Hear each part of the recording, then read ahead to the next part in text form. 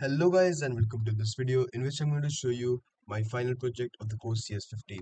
So to begin with, I've created a website which stores various data. So let's first register since we don't have an account.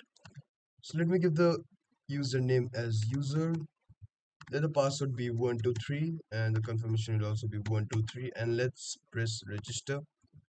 After that, it will direct me to this page in which I'm going to log in and write user and the password is 123, and I'll press on login.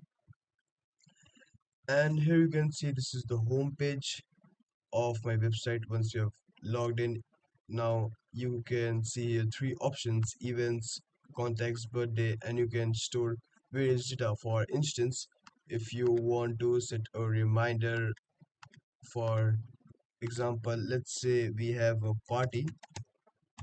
So we'll write here name party and let's say it's on 1st March 2024, and we'll press on submit. If you'll press on events, you'll see that this have been updated and this will be reflected in your page. Similarly, if you want to store any contact details of anyone, you can write here as create a new contact. Let's give the name as user1. Let the phone number be 123456789, and then let's press submit. And if you click on contacts, you will see this have been updated and you have the name and the contact numbers.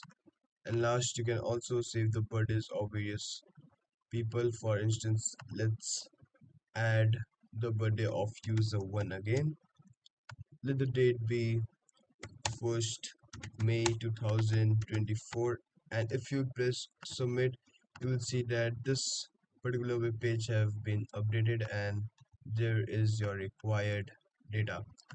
So you can store a lot of datas and other things in this particular website so that you don't ever forget the contact numbers or the birthdays of your loved ones. Similarly, if you have a upcoming event, you can just create an event and then you can check every day what are the events which you have.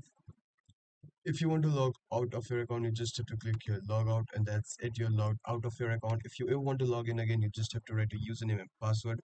In this case, the username was user and the password was 123, and if you will press login, you'll see you're logged in your account, and that's it.